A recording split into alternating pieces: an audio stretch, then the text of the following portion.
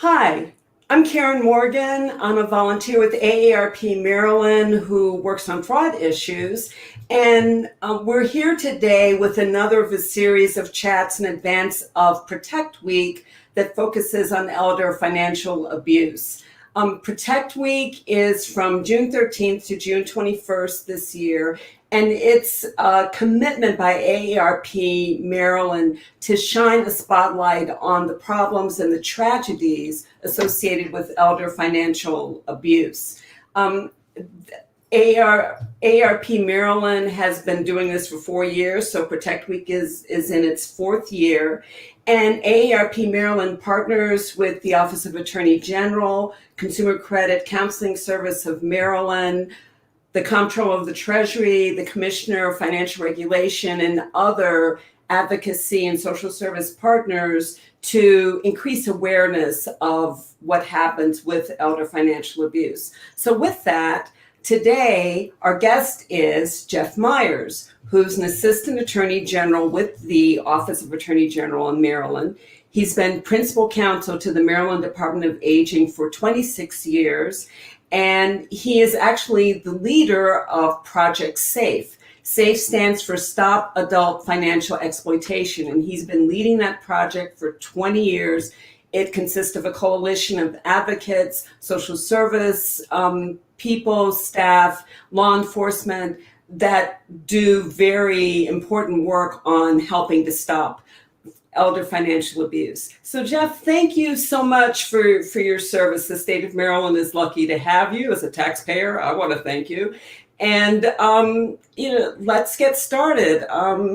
Let's get started with financial abuse. Why should the rest of us who aren't necessarily seniors care about the financial exploitation of seniors?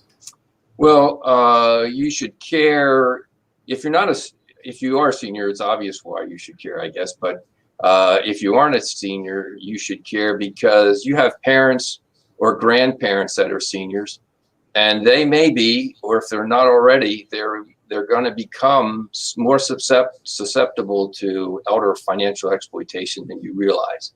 And they are being targeted, whether you realize it or not. You should care because when elders are exploited, they can lose large sums of money. Sometimes they can lose 50% or more of their retirement nest egg.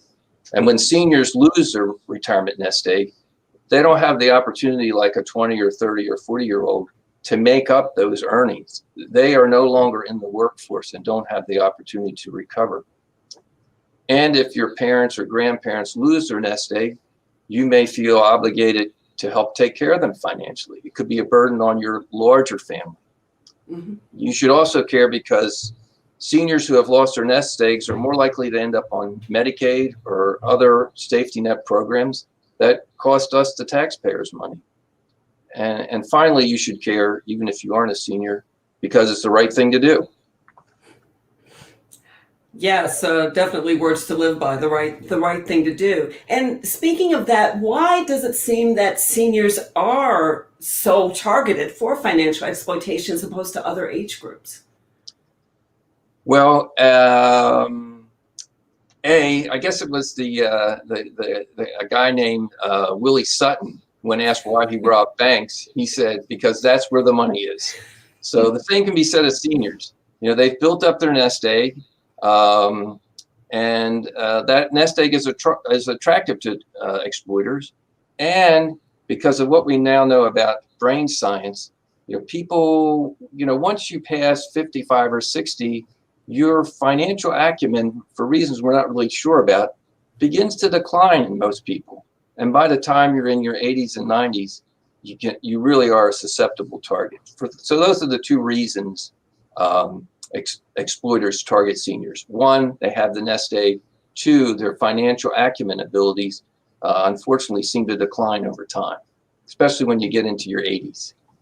Yeah, that makes a lot of sense. And I remember like a recent statistics from the U.S. Census Bureau that showed that between the ages of 65 and 75, the net worth of that age group far outweighed the net worth of pretty much any other age group.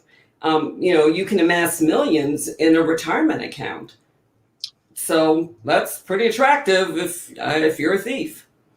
Yeah. Once you stop paying off your mortgage and paying off college tuition and things like that, people can start saving up for the retirement, and that's that nest egg that I've been talking about. Exactly. So what are some warning signs of financial exploitation? Well, the potential warning signs, or sometimes as I call them, the red flags. The list is too long to cover in this brief program. If you really want to know about that or interested, just Google warning signs of elder financial exploitation. Warning signs of elder financial exploitation, and you'll find a lot of useful information on the internet. The Federal Department of Justice has a very good website. It's the Elder Justice website of the Department of Justice. That's a very good source. Here are a few. I'll mention a few of them here. But just remember, these are not conclusive signs. These are red flags that should make you concerned. They are not proof that exploitation is happening. For example, somebody having a new, significantly younger girlfriend or boyfriend. That's a red flag, but it doesn't necessarily mean they're being exploited. I mean, there are a lot of May, December romances that are fine. Sure. I think the biggest one, the one that I think is the one that people should be most alert to, is when somebody is isolating the senior from other people. And this person may be a family member. It may be a remote scammer on the internet who's telling the senior, don't talk to your family about this, your grandchild, who I'm telling you is in a prison in Mexico. Any kind of activity like that where the senior's not sharing information with you because somebody's telling them not to talk to other people or not letting them talk to other people, that is a super big red flag. Obviously, adding names to checking accounts, names that, like, why would that name be added? That cousin hasn't been in touch with grandma for 20 years. ATM withdrawals that are unexplainable. Forged signatures on transactions. That's obviously a very big one too. Sudden changes in wills or powers of attorney. So those are just some of the examples, signs. and the list.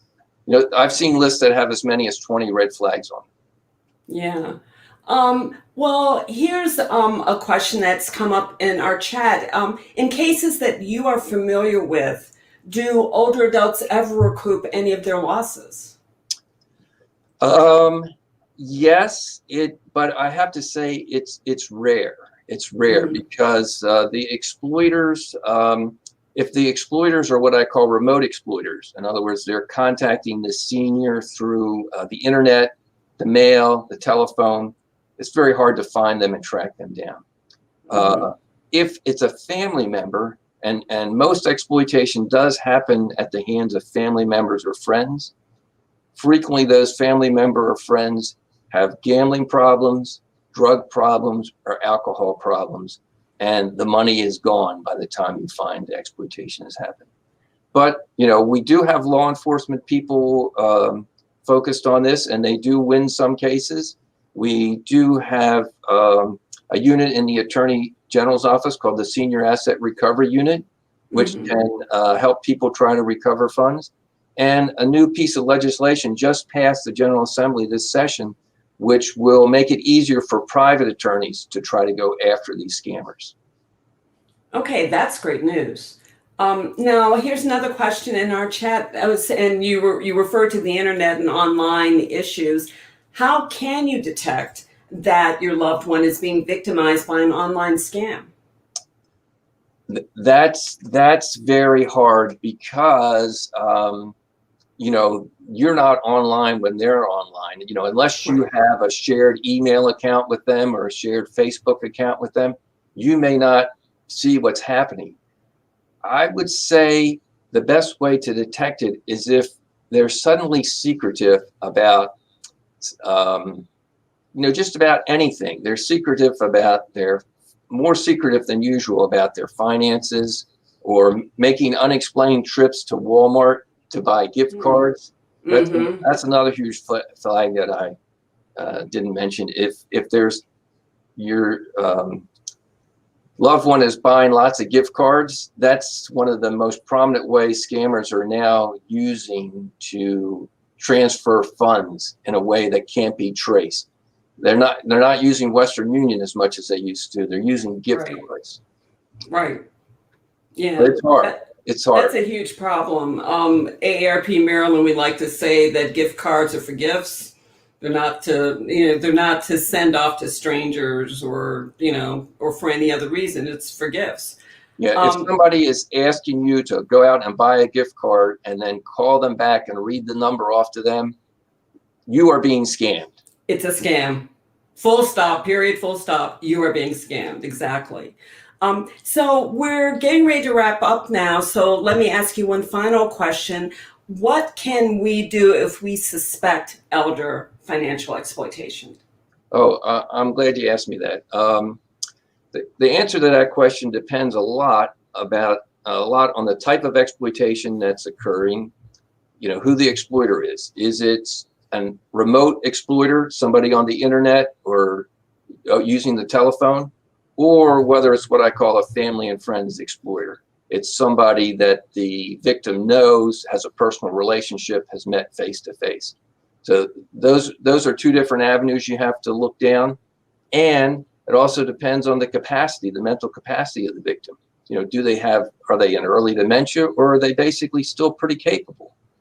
So I can't answer that question with a short answer, but what I will tell you to do is the Project SAFE, which you mentioned before, has developed an infographic guide to help answer this question: what do I do if I suspect financial exploitation? And you can find it at several places on the internet. You can find it on the protectweek.org website, or you can find it on the Maryland Department of Aging's website under Slam the Scam. And it's an infographic that will walk you through all these different variables and figure out, do I call the state's attorney? Do I call Adult Protective Services? Do I call the Federal Trade Commission? There's many different answers depending on those 4 variables we talked about. Okay, well, that's really helpful. That makes a lot of sense. One more quick question before we wrap up. Are store employees encouraged to look out for older adults buying gift cards rather than large sums of money? Not every store is doing that, but Right. some of the larger retailers are doing that. The Federal Department of Justice has a campaign to encourage stores to do that. Places like Best Buy, Walmart, where a lot of these cards are sold, there's an effort to have that training underway, but it's, there's a lot of employees and there's a lot of turnover in those employees. So it's hard to keep that message out there in front of them, but people are working on that. Okay, that's great news. Well, Jeff, thank you so much. With that, we're going to wrap up and end this interesting conversation, but please go to protectweek.org for more information. Check out the Maryland Department of Aging website and the other resources that Jeff mentioned to find out more about elder financial abuse. And please tune into our teletown halls and our other Facebook conversations, press conferences, all related to shining a spotlight on elder financial abuse. Jeff, thank you so much for your time. We really appreciate it. Thank you for the opportunity.